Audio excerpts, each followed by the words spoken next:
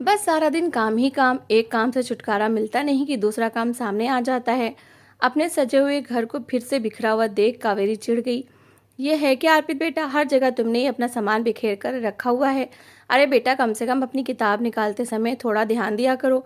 पता है सुबह से तीसरी बार मैं ठीक कर रही हूँ, प्लीज़ बेटा थोड़ा सा ध्यान रख लिया करो। और ना वैसे भी कल से, ये कहते कहते न जाने कावेरी की सोच में डूब गई। कावेरी, ये लो, जो तुमने बाजार से मंगवाया था मैं वो सब कुछ लेकर आ गया हूँ।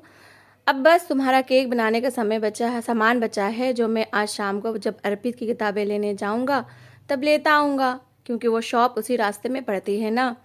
अरे अर्पित के पापा, ये क्या, मैंने अभी भी डाइनिंग टेबल साफ़ की थी और आपने ये गंदा थैला उस पर रखकर फिर से गंदा कर दिया। एक लंबी सांस भरते हुए कावेरी बोली, एक तो आप वैसे ही घर का कोई काम तो करते नहीं हैं, और जो थोड़ा बहुत करते भी हैं वो भी कल से बिल्कुल बंद हो जाएगा। कल से तो एक गिलास पानी भी अपने हाथ से लेकर नहीं पिएंगे। मगर आज तो थोड़ा हाथ बटा दीजिए मेरा। ये कहते हुए कावेरी की आवाज़ तेज़ हो गई। घर का सारा काम निपटाकर कावेरी शाम को फिर जल्दी से खाने की तैयारी में लग गई। आज कावेरी ने खाने में सारी चीज़ें साधना जी यानी कि कावेरी की सास की पसंद की ही बनाई थी। आलू गोभी और बैंगन के भरते से लेकर गाजर का हलवा और लौकी की बर्फी भी बनाई थी उसने।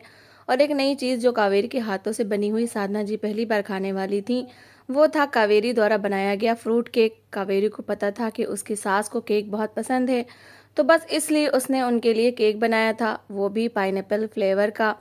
वैसे तो कावेरी की सास भोपाल में रहती थी, क्योंकि उनका कहना था कि उन्हें दिल्ली शहर का माहौल, मौसम और तरीका दोनों तीनों ही सूट नहीं करते हैं।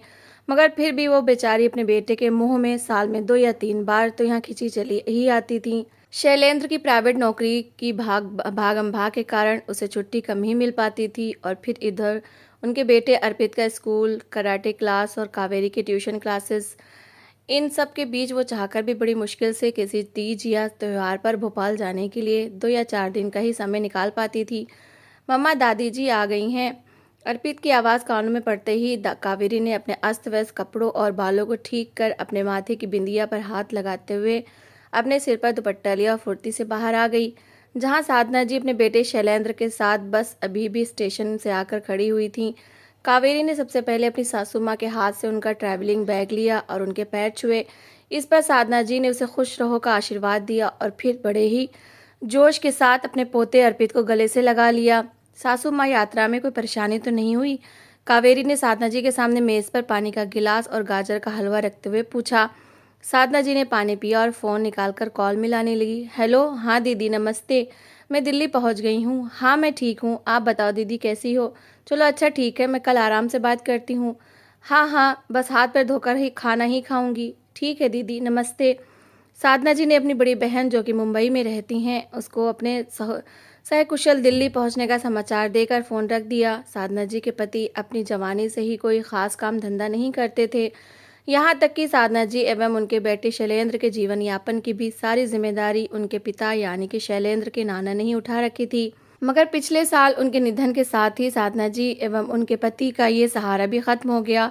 तब से शैलेंद्र ही हर महीने साधना जी के अकाउंट में खर्चे के रुपए पैसे डाल दिया करता, बल्कि शैलेंद्र से ज़्यादा खर्च तो अपनी सासू माँ एवं ससुर पर कावेरी ही कर दिया करती थी। एक तो कावेरी की ट्यूशन से अर्पित की अर्जित की आई हुई आय एवं समग्र मायका पक्ष उसके पर्सनल अकाउंट को भी कभी खाली नहीं होने देता था।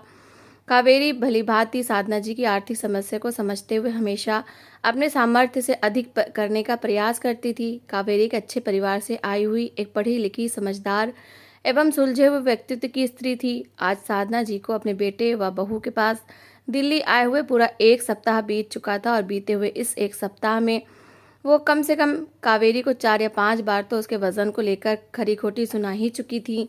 उन्हें लगता था कि कावेरी एक बहुत ही आराम भरी जिंदगी जी रही है, क्योंकि उनके अनुसार उनका बेटा तो बेचारा सुबह ही ऑफिस चला जाता है और कावेरी घर में मालकिन बनकर सारा दिन बैठे बैठे खूब खाती है और एक काम भी नहीं करती। क्योंकि इस बार साधना जी को उनकी सबसे नापसंद चीज़ यहाँ जो देखने को मिली थी, वो थी काम वाली बाई, जिसे साधना जी को सख्त नफरत थी। बर्तन झाड़ू पोछा से लेकर कपड़े तक धोने का सारा काम यहाँ तो काम वाली ही करती रहती है, जबकि कावेरी के बढ़ते हुए वजन का कारण तो कुछ और ही था। मगर वो साधना जी की हर एक बात को चुपचाप ही सुन लेती थी। शादी के इतने साल बीत जाने पर भी कावेरी ने कभी भी अपनी सास को पलटकर कोई जवाब नहीं दिया था। तो फिर अब इतने सालों बाद वो कुछ भी कहकर अभी तक का अपना किया हुआ सब कुछ खत्म नहीं करना चाहती थी। साधना जी कावेरी को बात बात पर रोकती टोकती थी। उसके द्वारा किए गए हर एक अच्छे से अच्छे काम में भी कमी निकालना तो जैसे उनकी पुरानी आदत बन गई थी। वैसे इसमें जितनी गलती साधना जी की थी उससे कहीं ज़्यादा गलती शायद कावेरी की भी थी, क्योंकि कहते हैं ना कि गलत करने से भी ज़्यादा दोषी होता है गलत को सहने वाला, और फिर पलट कर जवाब देने वाली तो कोई बात ही नहीं है। बस आपको सही को सही और गलत को गलत ही तो कहना है ना। लेकिन एक बार कावेरी ने शायद इसी सोच के साथ अपनी सासू माँ के सामने सही को सही और गलत को गलत कह दिया था, और फिर जो भूचाल आया था शायद उसी से पनपने वाले डर ने ही फिर कभी कावेरी को साधना जी के सामने सही को सही और गलत को गलत कहने की हिम्मत नहीं करने दी थी। अरे भाई, आज कोई उठेगा भी या नहीं? अरे सूरज देखो कहाँ चढ़ गया है, और आज तो मेरा बेटा बेचारा बिना कुछ खाए पिए ही ऑफिस चला गया है। और तो और मेरा पोता भी बेचारा खुद ही ब्रेड और जैम लेकर स्कूल चला गया। साधना जी ने अपनी कड़कती आवाज़ में कहा, और उन्होंने एक साथ कई बर्तन भी पटके, जिसकी आवाज़ से कावेरी हड़बड़ाकर नींद से जाग गई और फुर्ती से दौड़कर अपने कमरे से बाहर निकलकर सॉरी सासू माँ बोलते हुए वॉशरूम के अंदर चली गई। दरअसल कावेरी को माइग्रेन की परेशानी थी, जो कि इसके ज़रा सी भी रूटीन चेंज होने से हिट करता था, और सबसे ज़्यादा इसमें उसकी सोने और उठने के समय में परिवर्तन उसके लिए सबसे ज़्यादा खतरनाक हो जाता था। तो हुआ ये था कि साधना जी को लगातार 5 दिन सुबह 4 बजे से 5 बजे तक पूरे 1 घंटे भजन गाने थे, और जिसके लिए उन्होंने कावेरी को भी अपने साथ सुबह सुबह उठाकर नहा धोकर बैठने के लिए बोला था। हालांकि कावेरी ने उन्हें माइग्रेन वाली बात भी बताई, जिस पर साधना जी की प्रतिक्रिया कुछ इस प्रकार थी, अरे ये माइग्रेन वाइग्रेन क्या होता है, और फिर जवानी में कैसा दर्द। इसके आगे उनके सामने ना तो कावेरी ही पलटकर कुछ बोल पाई, और ना ही स्वयं उनका बेटा शैलेंद्र ही उनसे कुछ कह सका, जिसका भुगतान लगातार 3 दिन के माइग्रेन पेन को झेलने के बाद कावेरी ने अपनी सासू माँ की खरी खोटी सुनकर किया था। आज सुबह जानबूझकर शैलेंद्र और अर्पित दोनों ने ही कावेरी को जल्दी नहीं जगाया था, यही सोचकर कि शायद उसे इस तरह दर्द में थोड़ा आराम मिल जाए। शैलेंद्र सुबह अपनी माँ को ये बात खुद बताकर गया था, मगर उन्होंने इस बात को बिल्कुल ही अनसुना कर दिया था। साधना जी आज पूरा दिन मुँह फुलाई ही बैठी रहीं, और फिर शाम को शैलेंद्र के ऑफिस से आते ही साधना जी ने अपना वही पुराना राग अलापना शुरू कर दिया कि वो तो जवानी में कितना घर का काम किया करती थी, और उन्होंने तो अपनी सास के साथ साथ अपनी दादी सास की भी भरपूर सेवा की थी। और एक उनका वही हमेशा का डायलॉग कि कितने लीटर तेल तो शैलेंद्र की दादी की मालिश में लग जाता था। वैसे वो तेल वाली बात सुनकर थोड़ी सी हंसी भी आ जाती थी कि कितने लीटर, लेकिन इस समय हंसने वाली सिचुएशन ना तो उनकी बहू कावेरी की थी और ना ही उनके बेटे शैलेंद्र की। हाँ, उनका पोता अर्पित ज़रूर अपनी माँ से कितने लीटर पूछकर हंस पड़ा, जिस पर कावेरी ने उसे आंखें दिखा दी। साधना जी बस धारा प्रवाह बोलती ही जा रही थी, और फिर न जाने कैसे आज शैलेंद्र के मुंह से भी शायद गलती से निकल गया, माँ कावेरी कितना कुछ तो करती है आपके लिए, तन से मन से और धन से भी, मगर आप बस। शैलेंद्र का इतना ही कहना हुआ कि साधना जी की आंखों से अभी तक निकलती हुई ज्वाला लावा बनकर फूट पड़ी, और उनकी आंखों से आंसुओं की धारा निकलने लगी। साधना जी खूब चिल्ला चिल्ला कर रोने लगी, जिस पर शैलेंद्र के साथ साथ कावेरी और अर्पित भी दौड़कर उनके पास आ गए और उन्हें चुप कराने लगे। इस पर भी साधना जी ने अपनी बहू कावेरी को बड़ी जोर से डांट कर झाड़ दिया, जिसके बाद शैलेंद्र भी अपने आप ही वहां से पीछे हट गया। तभी अर्पित भी कावेरी के कहने पर दौड़कर किचन से पानी का एक गिलास ले आया, और उसने बड़े ही प्यार से अपनी दादी को पानी का गिलास पीने के लिए पकड़ाया, जिस पर साधना जी ने अर्पित को जोर से अपने सीने से लगा लिया और फिर से रोने लग गईं। कुछ देर बाद ही साधना जी ने यह आदेश जारी कर दिया कि कल सुबह ही भोपाल जा रही हैं, और फिर वो अपने कमरे में सोने चली गई। वैसे तो आज की रात साधना जी की आंखों से नींद बिल्कुल ही गायब थी, और तभी उन्हें अपनी बात कहने का तथा अपने दुख को बांटने के लिए एक व्यक्ति का ख्याल आया, जो थी उनकी मुंबई वाली बड़ी बहन। उन्होंने तुरंत ही अपने सिरहाने रखा हुआ चश्मा उठाया और उसे लगाकर अपनी बड़ी बहन का नंबर अपने मोबाइल में डायल कर किया। एक बार तो उनकी बहन ने फ़ोन उठाया ही नहीं, शायद रात ज़्यादा होने के कारण वो सो चुकी थी, मगर जब साधना जी ने उनका नंबर दोबारा डायल किया तो यह 2 या 3 बेल के बाद ही उधर से फ़ोन उठ गया। दीदी नमस्ते। नमस्ते, इतनी रात को क्या हुआ साधना, सब ठीक तो है ना? दूसरी ओर से साधना जी की बड़ी बहन का इतना पूछना हुआ कि साधना जी की आंखें एक बार फिर भर आईं, और उन्होंने नम आंखों से सिसकते हुए उन्हें अपनी आज की पूरी आप बीती सुना दी। अरे आज तक तो बहू ही पराई थी, मगर दीदी आज तो मुझे ऐसा लगा कि मेरा अपना बेटा भी पराया हो गया है। इतना कहते कहते सुबकने लगी। देखो साधना, मैं ज़्यादा कुछ तो नहीं कहूँगी, क्योंकि ये तुम्हारा घरेलू मामला है, मगर बहन जहाँ तक मैं कावेरी को जानती हूँ वो दिल की तो बुरी बिल्कुल भी नहीं है। और फिर जब तुम खुद ही अपनी बहू को पराया पराया कह रही हो तो फिर तुम उससे अपनेपन की उम्मीद कैसे कर सकती हो। बाकी रही माइग्रेन की बात, तो हाँ, उसका दर्द तो सचमुच बड़ा ही भयंकर होता है। अरे अपनी तो वो कविता है ना, राजेश भैया की लड़की, उसे भी यही बीमारी है, बेचारी बहुत दुखी रहती है। और ये मेरे पड़ोस के जतीन की पत्नी, अरे वो तो हफ्ते में 4 दिन सिर पकड़कर पड़ी रहती है और घर का सारा काम उसकी बूढ़ी सास ही करती है। और फिर तुम पर तो अभी कोई ऐसा बुढ़ापा भी नहीं है, हाथ पैर भी चल रहे हैं। अरे बच्चों के पास गई हो तो उन्हें भी थोड़ा सुख दो और खुद भी हंसी खुशी और सुकून से अपना समय बिताओ। अच्छा साधना, चलो अब तुम सो जाओ, रात बहुत हो गई है, मैं तुमसे कल सुबह इस बारे में बात करती हूँ। इतना कहकर उधर से फ़ोन कट गया। अब साधना जी का मन कुछ हल्का तो ज़रूर हो गया था, मगर उनकी रात अभी भी भारी थी। शैलेंद्र, तुम्हें सासू माँ से ऐसा नहीं नहीं करना चाहिए था। आखिर क्या ज़रूरत थी तुम्हें बोलने की? वो तो मुझे सुना रही थी और मैं सुन रही थी, फिर तुम क्यों बोले? अरे यार कावेरी, तुम भी कमाल करती हो। आज तक जब मैं कभी नहीं बोलता था तो तुम कहती थी तुम कभी कुछ बोलते नहीं हो, और आज जब मैं कुछ बोला हूँ तो तुम कह रही हो कि क्यों बोला क्यों। हद है यार, शैलेंद्र ने चढ़े हुए स्वर में अपनी पत्नी कावेरी को जवाब दिया। शैलेंद्र, तुम रहने दो, तुम नहीं समझोगे। कावेरी ने गहरी सांस भरते हुए कहा, हाँ भाई, मैं क्यों समझूंगा। और वैसे भी इस घर में दो ही तो समझदार लोग हैं, एक तुम और एक तुम्हारी सासू माँ। इतना कहकर शैलेंद्र दूसरी ओर करवट लेकर सो गया। सुबह सुबह सबसे पहले शैलेंद्र और कावेरी साधना जी के पास गए और उनके पैर छूकर उन्हें सॉरी बोला, जिस पर वो बिल्कुल चुपचाप बैठी रहीं। और फिर जब शैलेंद्र वापस जाने के लिए मुड़ा तो उन्होंने उससे बस इतना ही कहा कि वो अभी भोपाल वापस नहीं जा रही हैं। अगले 2-4 दिन तक घर में शांति ही रही। ना तो साधना जी ने ज़्यादा कुछ कहा और ना ही कावेरी ने उन्हें अपनी तरफ से कुछ भी कहने का कोई मौका ही दिया। इस बीच शैलेंद्र और कावेरी ने एक दिन एक पार्क में पिकनिक बनाने का प्लान भी बनाया, जिसमें साधना जी अपने पोते के साथ खुलकर हंसी और खुश हुई। साधना जी रोज़ की तरह आज भी खाना खाकर दोपहर में अपने कमरे में जाकर सो गईं। वो रोज़ दोपहर में कम से कम 2 घंटे तो ज़रूर ही सोती थीं, मगर आज न जाने क्यों उन्हें नींद ही नहीं आई और फिर वो अपने कमरे से बाहर निकलकर टहलने लग गईं। शायद उन्हें गैस की प्रॉब्लम हो रही थी। टहलते टहलते अचानक ही उन्हें महसूस हुआ कि उनकी बहू कावेरी बाहर बालकनी में बैठकर किसी से बातें कर रही है।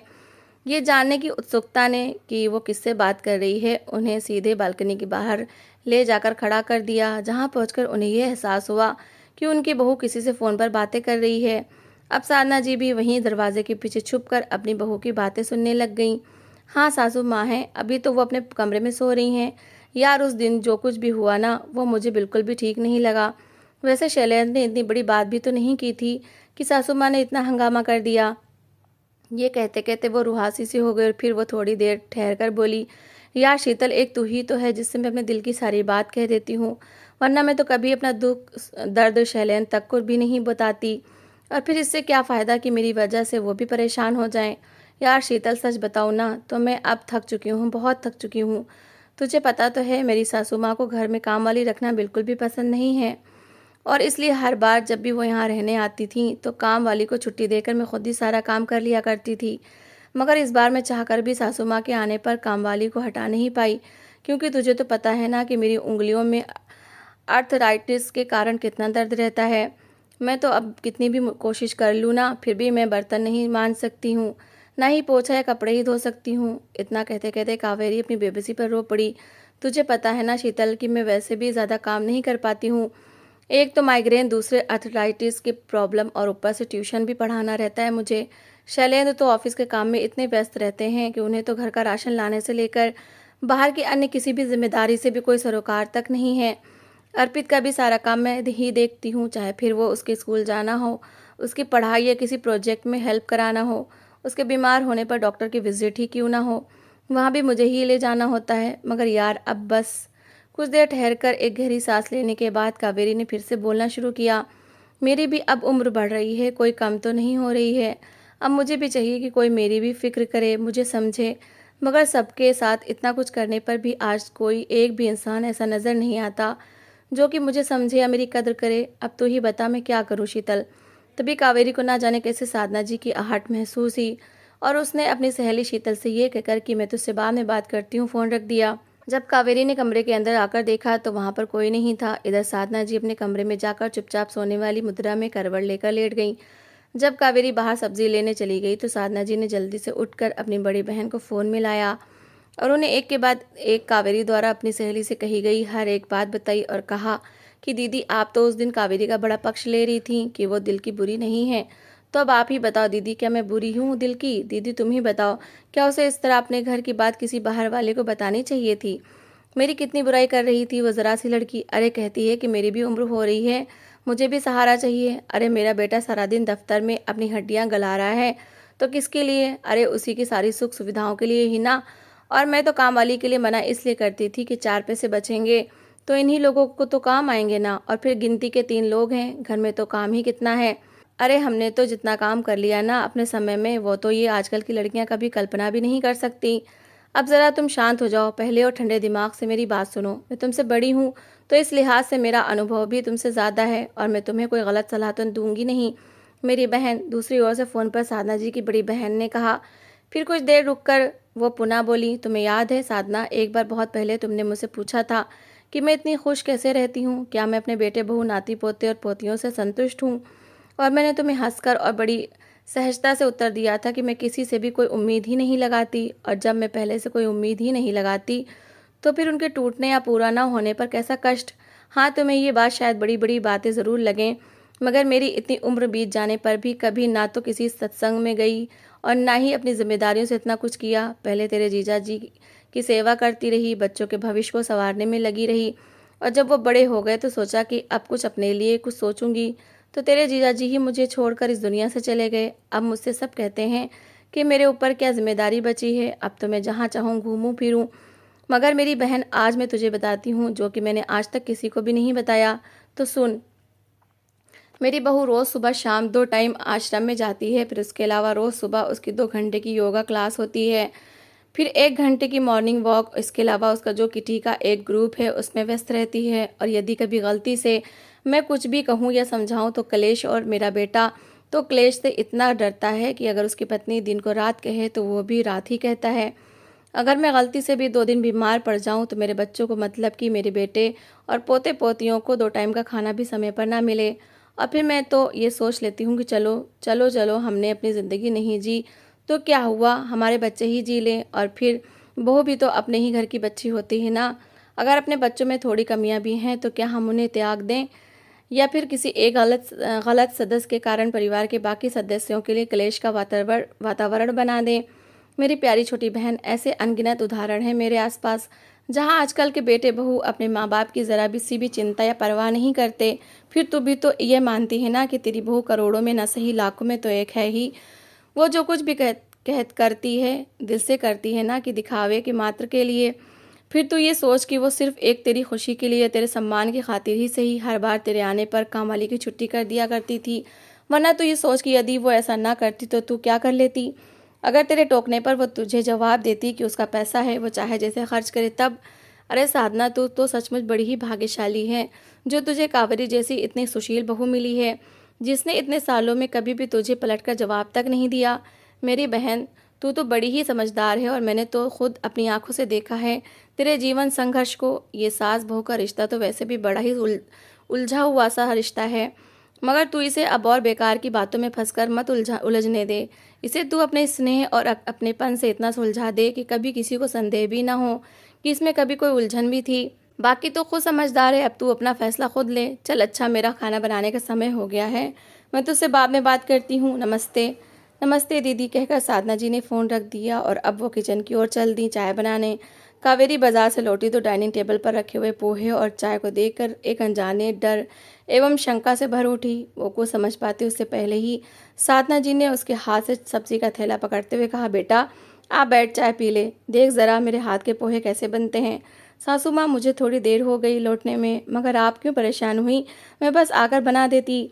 कावेरी उसके आगे कुछ बोल पाती उससे पहले ही साधना जी ने कावेरी के कंधे पर हाथ रखते हुए कहा, बेटा तू सारा दिन हमारे लिए काम में लगी रहती है, तो क्या हम तेरे लिए कुछ भी नहीं कर सकते? और फिर अब तेरी भी उम्र बढ़ रही है और मेरी भी।